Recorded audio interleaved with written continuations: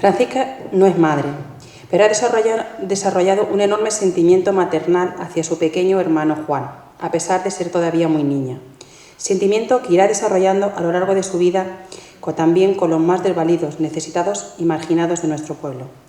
Marcos García Gijón fue alcalde de Almodóvar en el siglo XVI. José Lozano es nuestro alcalde en el siglo XXI. Así que, por favor, señor alcalde, acompáñame en el escenario y ayúdanos en este homenaje a la mujer de Almodóvar. Un aplauso. Buenas noches.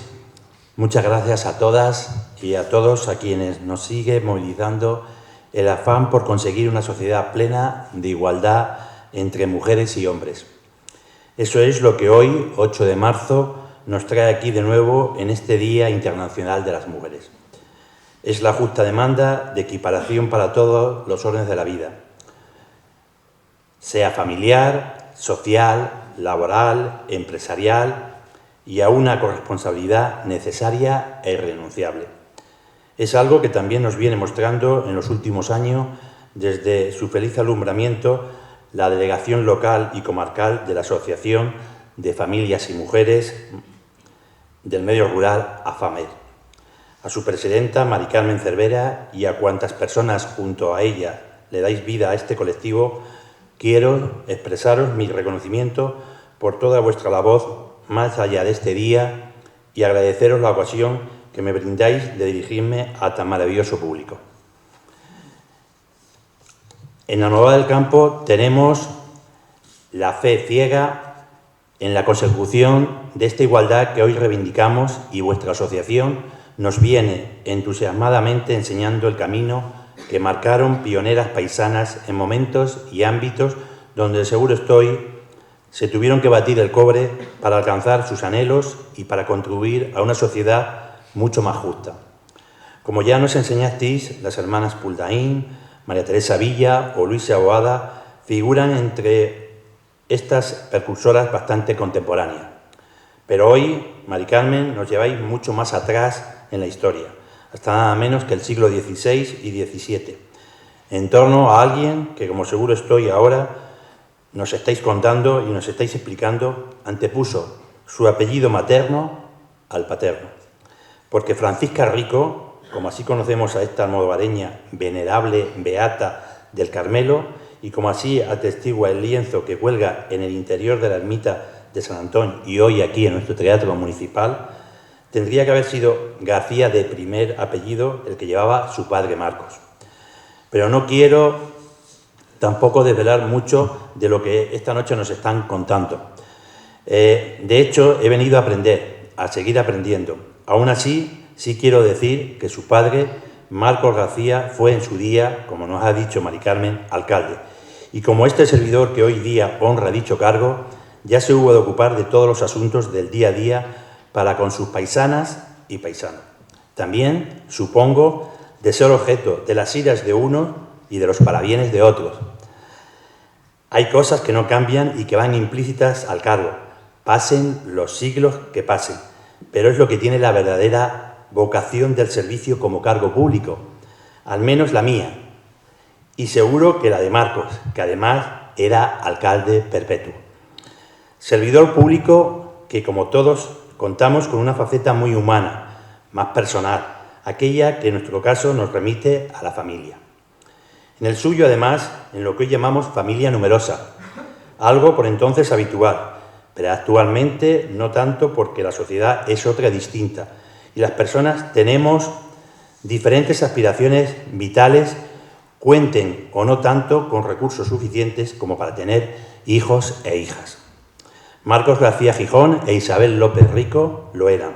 Tienen una familia numerosa y, como sabemos por cuanto así ha llegado a nuestros días, de inequívocas convicciones cristianas, aunque dos de sus vástagos sobresalían sobre el resto en fe y espiritualidad. A uno lo tenemos muy presente y en los altares, como es San Juan Bautista de la Concepción. A ella, a Francisca, no tan presente, y de ahí este acto. Si bien, como acredita el lienzo al que antes he aludido y aquí presente, también dio muestras de religiosidad si tenemos en cuenta que está considerada como venerable beata del Carmelo. Siempre a los padres nos preocupa mucho el futuro que se puedan labrar nuestros hijos y la gran vocación religiosa de Juan y Francisco seguro que generó a este respecto algún debate entre los cónyuges, máxime con el primo Juan de Ávila, marcando camino desde bastantes años antes, como bien sabemos. Y es que, con vistas a preparar esta intervención, que no lo voy a prolongar ya mucho más, me llamaba la atención que tanto Francisca como Juan quisieran emular a quien, con el transcurso de los siglos, ha acabado siendo reconocido como doctor de la Iglesia. Porque el pequeño Juan García no dudó en cambiar la cama por gavillas de sarmientos, aun a costa de su integridad física, lo que obligó a uno de sus hermanos a irse hasta Benójar a buscar un ungüento de grasa de oso para sanear rasgaduras en la piel.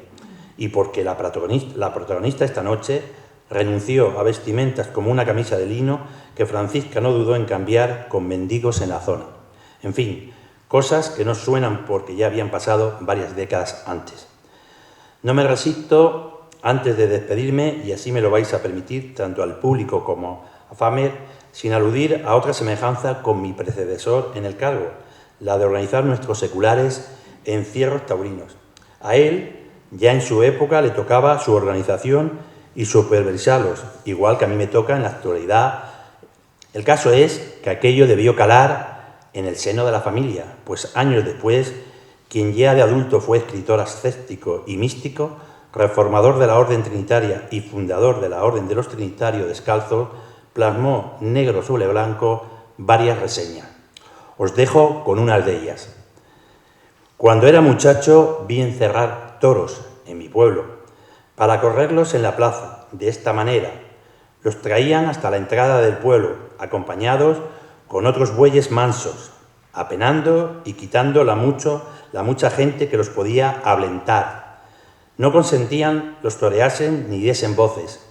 Antes, con miedo y temor, no se les fuesen. Los vaqueros los traían con caricia y regalo según lo consentía su fiereza. Una vez que habían entrado en la calle por donde habían de hilar al corral del encierro y donde ya con gran dificultad se habían de tomar, los silbaban, daban gritos y los hacían mal, para que con esto no se pudiesen divertir para echar por una u otra parte, sino ir su calle derecha. Muchas gracias. ¿Sabéis qué es? El antiguo ayuntamiento. Se lo hemos puesto al alcalde. Esto está en el Museo Palmero. Si alguno no lo reconoce, todavía se ve el lateral de la casa, que era una pescadería. Ya me ha salido la vena de guía y ya vuelvo otra vez a lo de Valcisca Rico, ¿vale? Perdonadme. Bueno, continuamos. Vale.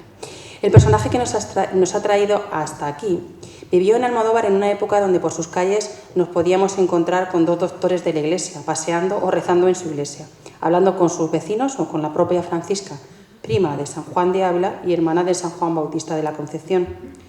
Francisca no fue monja. ¿Por qué? No aparece recogido en ninguno de los escritos que hemos consultado, pero se nos ocurren varias posibilidades. La primera por su enfermedad, motivo más que suficiente para no ser admitida en la orden carmelita, a pesar de tener convento en Almodóvar y de la predicción que hizo la propia Santa Teresa. Segundo, su dedicación a los pobres y a los enfermos. Tercero, su dedicación a la familia y sobre todo a su hermano Juan. Cuarto, su expreso deseo de ser seglar y consagrada a la orden terciaria carmelita. Se dice que esta señora falleció santa y virgen, entregada a la penitencia, la oración y la atención a los más desfavorecidos.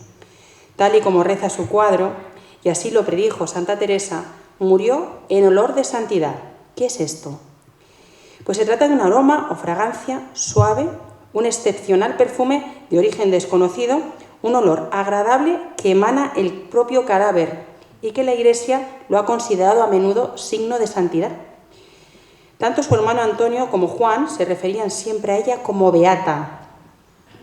¿Qué son las beatas? Pues en el siglo XVI se llamaba beata a ciertas mujeres piadosas que vivían apartadas del mundo y que a menudo gozaban de esa aureola de santidad. Vestían hábito religioso y se ocupaban de la oración y de las obras de caridad.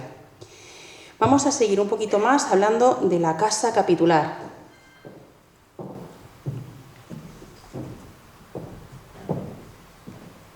Francisca Rico estuvo siempre enferma.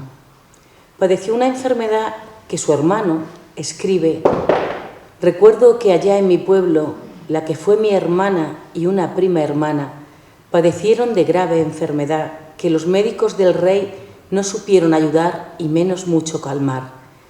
Pasaron épocas de mucho sufrimiento y otras mejoraban sin médico alguno.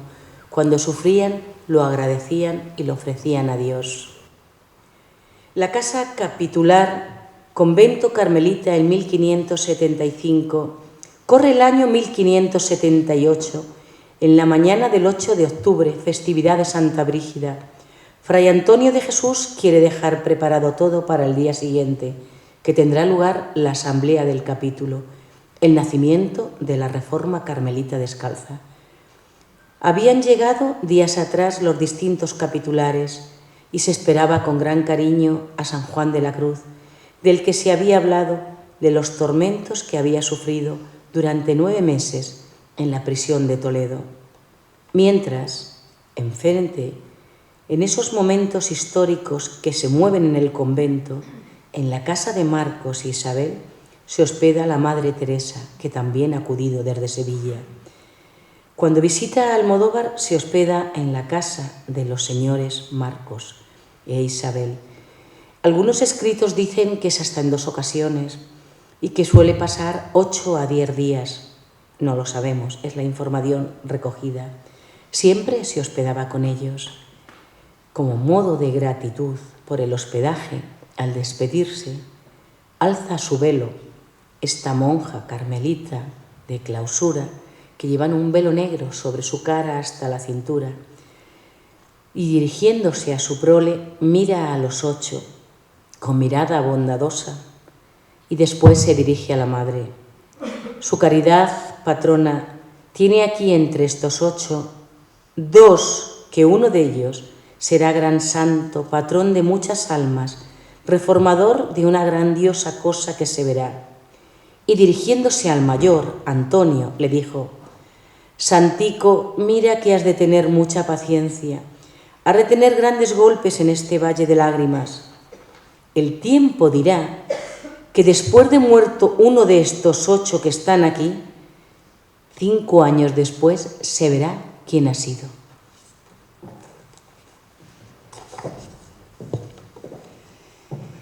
Y sabe ese testigo, Antonio García Rico, que después de enterrada a su hermana Francisca y a los 5 años la desenterraron los padres carmelitas y estaba entera. En otro documento se lee literalmente: Francisco Rico, según testifican los antiguos carmelitas de nuestro convento de Almodóvar y que hoy se conserva gracias a la tradición, después de haber dado gran ejemplo y en el estado de beata de Nuestra Señora del Carmen, con loa de todo el pueblo, fue enterrada en la iglesia del Carmen, en nuestra iglesia del Carmen, aquí al ladito. Después de 5 años, como profetizó Santa Teresa, siendo necesario abrir su sepultura, hallaron su cuerpo entero, con no poca admiración de todos, por encontrarse otros consumidos en el mismo terreno. Estaban otros al ladito, estaban descompuestos y el suyo no. Vamos a pedir ahora al padre Javier de María que nos cuente algo más sobre el Carmelo Seglar y la Orden Terciaria Carmelita. Querida Mari Carmen, presidenta de la Asociación AFAMER, queridos Aurora, Isabel Río, José Lozano, alcalde y queridos todos. Bueno, es una alegría el poder compartir con vosotros, aparte de todo lo que han dicho, y bueno, yo tengo muchos datos aquí, porque a mí me gusta pues la investigación rigurosa. Entonces, es así un poco, ¿no? Me han dicho que me ocupara de 3 puntos, que sea corto, no lo sé. Sonreír porque sabéis que algunas veces, según quiero, así es la cosa. Bien, primer punto así rápidamente, para que... Esto es un calibre muy amplio, es decir, hablar en poco tiempo, sobre todo de esta figura que me sorprendió cuando Aurora, ese mensaje que hemos visto al principio en esos WhatsApps, pues también dije, uy, esta personaje, pues sí, yo la conocía, me sonaba, porque yo pues leo la historia de Almodóvar, investigo, pero bueno, era una de las cosas que más me llamó la atención.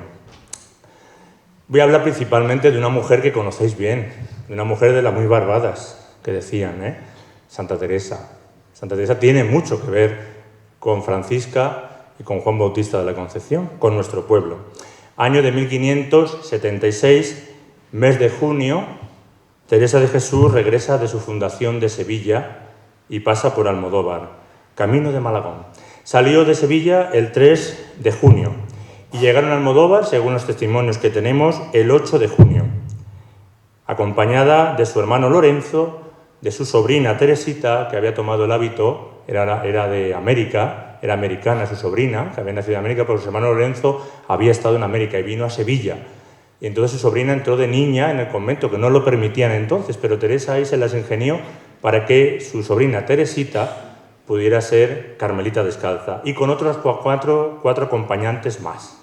Es decir, ahí tenemos el cortejo de Santa Teresa, que vino ese 8, que era viernes precisamente, y llegó a Almodóvar con dos fines.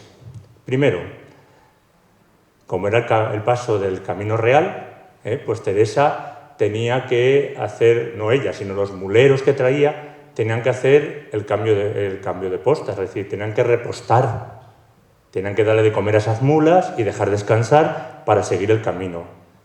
La calle San Miguel, hay un cartel que pone ahí postas, calle de postas, es decir, ahí era donde, aproximadamente por ahí, pues tenían para dejar las mulas para descansar. Ese era el primer fin de los muleros de la Santa, pero el segundo fin, mucho más importante, era llegar a Almodóvar, porque aquí se había fundado un convento hace un año, y ver a esos frailes que estaban por allí, carmelitas descalzos, que habían fundado tal día como ayer, el 7 de marzo, del año de 1575, hace 449 años de esta fundación. En esta villa, que lo hemos leído, ha leído antes Mari Carmen la relación historiográfica de Felipe II, dice también, escritas la de Almodóvar en el año 1576, en esta villa hay una casa de frailes religiosos de Nuestra Señora Santa María del Carmen, descalzos y de hábito según la orden primitiva de la misma.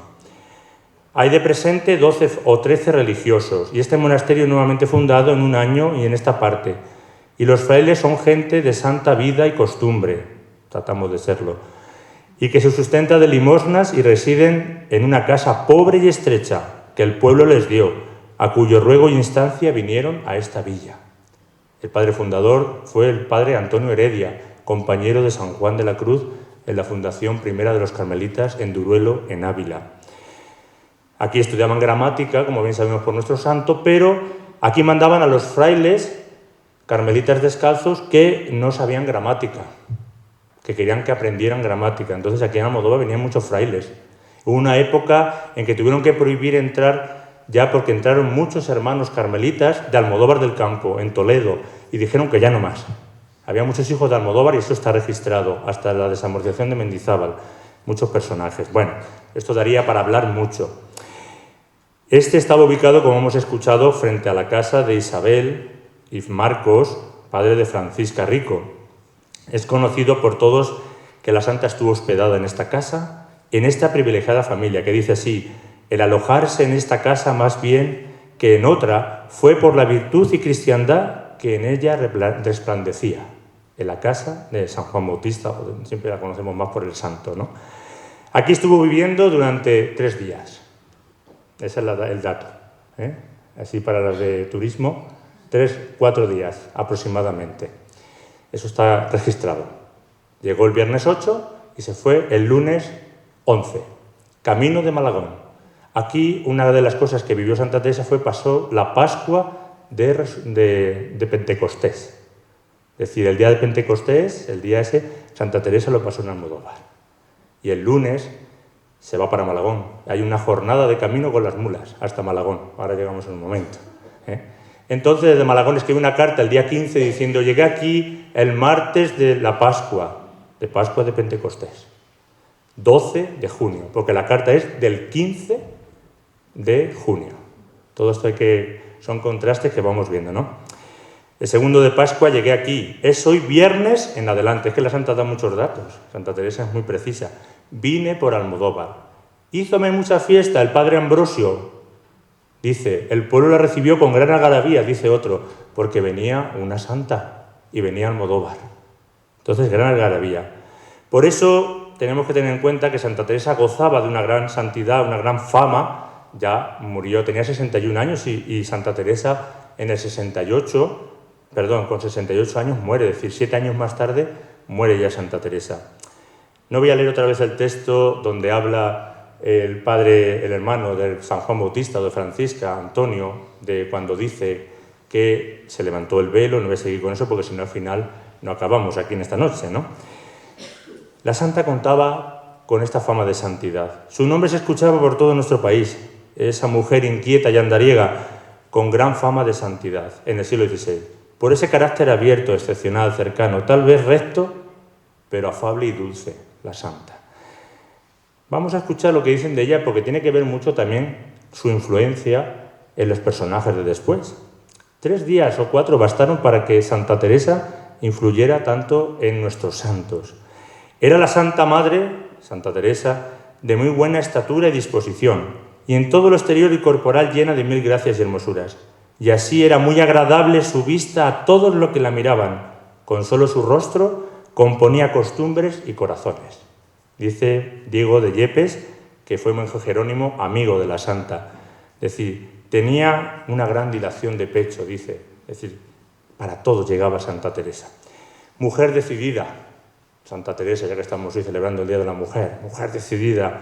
Se refiere ya en el siglo XVI, las mujeres, sabéis que estaban, como hemos escuchado, relegadas en todo. Mejor será que hilen, le dijeron a Santa Teresa, en vez de estar por ahí fundando, le dicen a ella. Pero no se dejó influenciar Santa Teresa por el pensamiento dominante de la época. No es que fuera feminista, cuidado con esto, como lo tachan algunos que no la conocen bien, sino que quiere la libertad de la mujer. Y que sean fuertes, dice ella. Dice, no querría yo, hijas mías, no fuereis mujeriles en nada, sino que pareciereis, sino varones fuertes, que el Señor le dará a tan varolines que espantarán a los hombres. Quería que sus hijas fueran fuertes, ya en el siglo XVI, que parezcan hombres de lo valorosos que son. Decía a sus hijas, aunque sabe que ambos sexos formamos parte de la creación y que nos complementamos mutuamente. Santa Teresa no fue feminista. Eso siempre lo he declarado y lo diré. Bien, pues debió causar gran sensación Santa Teresa en aquel hogar almodovareño y en nuestro pueblo. Esa breve estancia, pero llena de frutos, ya que nuestro santo la tuvo siempre en su vida presente. Sus escritos aparecen muchas veces las referencias a la Santa Madre Teresa. Siempre dice santo, la Santa Madre Teresa, o la Santa. Es de la Santa, y entonces no era Santa Teresa, pero el santo ya le dice la Santa.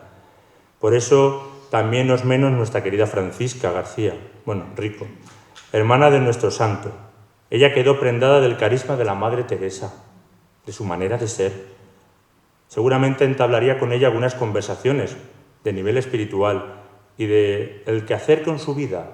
Era enferma, pero ¿qué hago con mi vida, Madre Teresa? ¿Qué puedo hacer? Estamos hablando de una mujer que ya era considerada santa en esa época ya, a Santa Teresa. Porque ya la santa, como hemos dicho, y vuelve a decir el autor Francisco de Yepes, dice que Dios le había dado una maravillosa fuerza y virtud en sus palabras para mover los corazones de aquellos con los que entablaba conversación la santa. Es raro que la santa no la escogiera para que fuera carmelita descalza, pero como hemos dicho antes, esa vida enferma, pues a la santa no le valía. No dejaban, algunas veces algunas otras monjas las tuvo que decir que no, muy a su pesar seguramente. Pero sí quedó esa impronta de su espíritu en Francisca, escogiendo pertenecer a la Orden Tercera del Carmen Descalzo, para integrar en su existir los muchos golpes así de enfermedades como de trabajos, como la santa le profetizó a Francisca. Porque la santa le enseñaría a tener ese espíritu abierto para saber sufrir todo lo triste y áspero que sucede en la vida, que diría Francisco de Yepes. Por eso, como diría su hermano, en un elogio hacia ella, hablando de su enfermedad, he visto a 2 religiosas de nuestro pueblo, grandes siervas de Dios. La una fue hermana mía, la otra prima hermana, que padecieron enfermedades, que sufría con grandes paciencias. He acortado el texto porque es mucho más largo del santo. Lo pongo aquí para... Yo me atrevo a afirmar que en este trato con la santa marcó el modo de vivir de Francisca, en estos pocos días, viviendo con ella y viendo cómo vivía la santa, porque Santa Teresa en sus fundaciones no penséis que llegaba a una casa, venga, pues ya estamos aquí, hoy es día de fiesta. No. Santa Teresa, donde llegaba, montaba el convento de campaña, como yo le digo, un convento de campaña, pero no lo hacía solamente en la casa que llegaba, sino en la fonda donde fuera, la hospedería donde se hospedaje, o en mitad del campo, que los pobres muleros dicen, ya están rezando, se ve muy bien en la película de Concha Velasco, ya están rezando las monjas otra vez. Pues Santa Teresa seguía con el rigor y la manera de proceder, incluso en la casa de San Juan Bautista montaría su convento de campaña. Entonces, en esos 3 o 4 días, es decir, no venía a pasar el tiempo, sino a estar y luego visitar con eso a los frailes. Pero yo tengo aquí otra cosa, que no debemos obviar que en nuestro pueblo estuvo muchas veces San Juan de la Cruz. ¿Francisca se pudo entrevistar varias veces con el santo místico doctor Juan de la Cruz? Tal vez sí.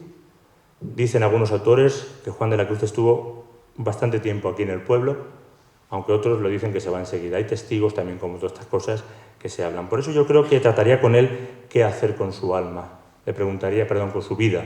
Y Juan de la Cruz le encaminaría más o menos. Yo digo que no solamente la santa, sino también San Juan de la Cruz. Cuando digo la santa no es Santa Brígida, es que esto siempre hay que decirlo claro en Almodóvar.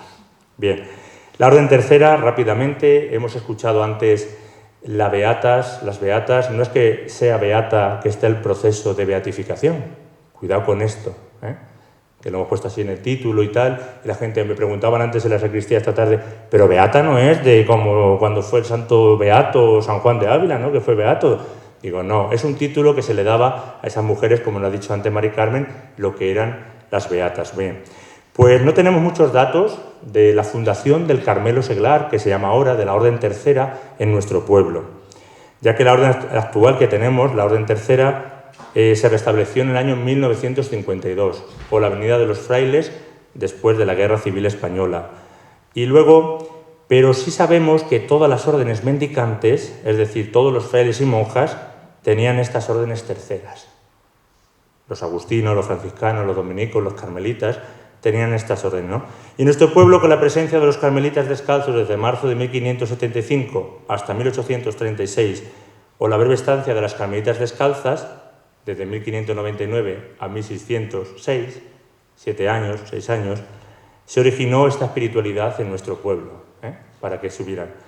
Ya que las órdenes terceras nacieron como resultado del deseo de los seglares, es decir, de todos vosotros, es decir, de los seglares, que deseaban vivir el estilo y el espíritu de esa orden que admiraban. Por eso, viviendo en ese estilo frailuno o monjil, con un compromiso de consagración, como lo hizo ella. La del Carmen Descalzo heredó los privilegios de la orden calzada, es decir, los carmelitas calzados, antes de que Santa Teresa hiciera la reforma, en el año 1452, Nicolás V, el Papa Nicolás V, le entregó la bula al beato Juan Soret para que fundara la Orden Tercera. Es decir, y se crearon los beateríos. Si habéis ido a Ávila y habéis ido a la Encarnación, la fundación de la Encarnación de Ávila, primitivamente, en el 1515, que fue cuando se bendijo, se inauguró el 4 de abril, porque fue el mismo día que se bautizó Santa Teresa, se hizo con ese fin, beaterío, un beaterío. Después ya pasó a ser convento, pero primitivamente fue un beaterío. No me extrañaría que el convento de aquí fuera también un beaterío, más que un convento de carmelitas descalzas. Esas son especulaciones mías después de ver todas estas cosas, ¿no? Por eso, desde esa época hasta 1594, es decir, desde 1452 hasta 1594, que se fundan en 1594 los privilegios de ser carmelos o terciarios, la Orden Tercera, del Carmen Descalzo. Es decir, Francisca no pudo ser antes, tuvo que ser ahí, 1594. Hasta entonces no tiene permiso los carmelitas descalzos para fundar la Orden Tercera, a la que ella perteneció. Entonces, ella tenía eso, ¿no? Quiso pertenecer y vivir ese espíritu de la orden. También me fijo en lo que nos dicen los datos, ¿no? Yo me inclino más que ella fue terciaria carmelita de los frailes, porque se tarda en fundar esto. Esto no se hace de hoy para mañana. Y antiguamente, hasta que llegaba la bula a Roma y venía otra vez la bula, por eso fue en San Juan Bautista se fue a Roma a buscar la bula, porque era mejor ir uno allí, más que te la mandaran, ¿no? Porque se podía extraviar o cualquier cosa. Porque dicen, como hemos escuchado, que a los 5 años está enterrada aquí en el Carmen, en la iglesia de los padres del Carmen. Entonces quiere decir que pertenecía a los padres, la Orden Tercera. Y ya voy cortando, que yo me enredo con todo esto, ¿no? Pero ¿quién podía pertenecer a la Orden Tercera? Es decir, pues las vírgenes beatas y viudas con los mismos privilegios que los padres. Dice un padre carmelita descalzo que habla de la Orden Tercera. Los terciarios procuraban imitar en todo lo posible a los religiosos. Las órdenes terceras tenían algunos privilegios dados por el Concilio de Letrán en el año de 1512 al 517. ¿Cuáles son estos privilegios? El poder ser enterrada en la iglesia donde pertenecía la orden, la iglesia del Carmen. Ese era uno de los privilegios de los terciarios, poder ser enterrados en la iglesia, que tenían capilla propia a los terciarios. Entonces por algo digo yo que pertenecería a los padres más que a las monjas. Ahí tenemos otro dato. Tenían ese privilegio. La libertad de sepultura. Y a la hora de la muerte todos los terciarios tenían una serie de privilegios también espirituales. Pero como sabemos todo del escapulario del Carmen, todos aquellos que vistan el escapulario no padecerán las penas del infierno, el sábado después de su muerte la Virgen bajará a buscarles, pues todo ese privilegio lo tenía. Pero también tenían obligaciones, imitar a los religiosos en los votos de obediencia, castidad, oración, silencio, ayuno prolongado, oficio divino, parvo y de la Virgen. Todo eso tenían esas obligaciones, ¿no? El estado de perfección, tender al estado de perfección. Y también el amor a la Virgen del Carmen en este caso. Para terminar este apartado hay que destacar que en aquella época ser terciario de cualquier orden, mendicante, era más que pertenecer a una archicofradía, más que a una cofradía, más que a la orden pía, porque las órdenes religiosas hasta el Concilio Vaticano II se tuvieron como el estado de perfección. Es decir, los religiosas eran los que vivían en el estado más perfectos. Por eso hay más santos religiosos que santos curas diocesanos, porque los curas diocesanos no se les tenían como en el estado de perfección. Eso es muy largo de explicar, pero bueno, para que lo tengáis en cuenta. Entonces, por eso los que siguen detrás de los religiosos son las órdenes terceras, por eso son más importantes dentro de la Iglesia. Es decir, ahora ya no, pero entonces era así hasta el Concilio Vaticano II, hasta el año 62. Bien, el último punto muy breve, porque es muy corto, son las carmelitas descalzas en nuestro pueblo. Aquí hubo monjas carmelitas descalzas, en Almodóvar. 5 años, 6 años, 4 años. Hay un poco ahí de duda, ¿no? Este apartado es breve. Este convento duró 7 años, desde el año 1599 a 1607, hasta el 17 de diciembre de 1606. Para su fundación dejó siendo seglar la que va a ser nombrada ahora en breve e hija de Medina del Campo, Ana de Jesús Lovera, carmelita descalza, dejó 4.000 ducados para la fundación de Almodóvar del Campo. Qué casualidad, hija de Medina del Campo, y allí estoy yo ahora, que me toca a mí todo este jaleo ahora de la beatificación de esta santa.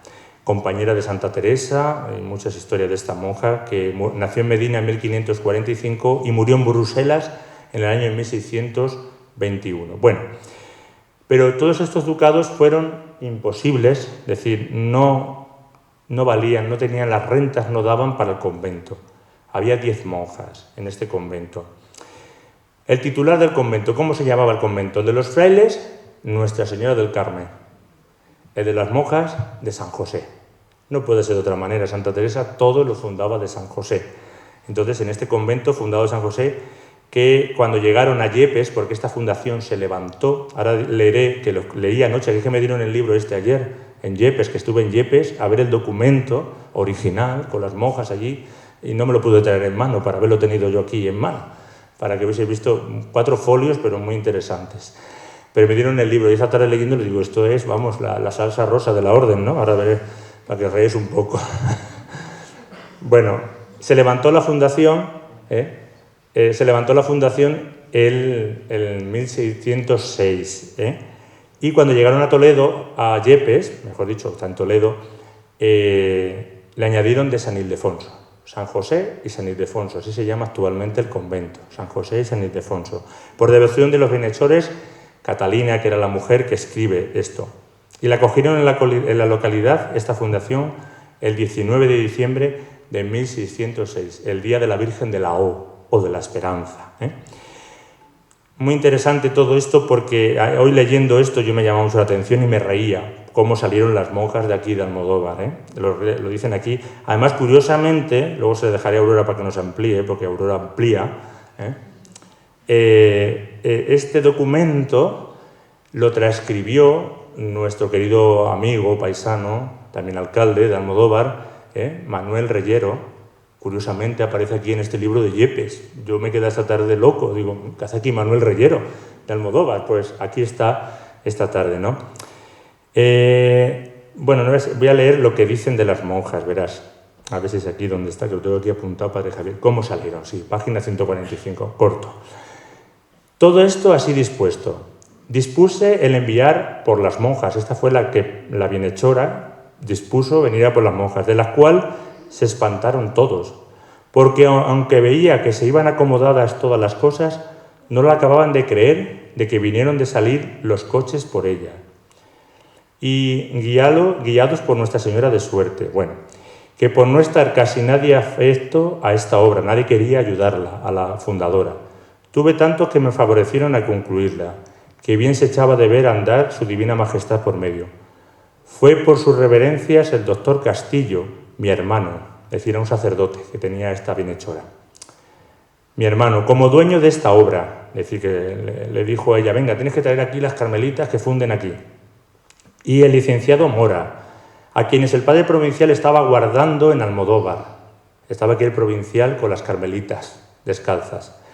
Y teniendo ya dispuestas las cosas, que llegaron allí a las 12 de la noche, Almodóvar. Y a las 2 tenían fuera de la villa todas las monjas.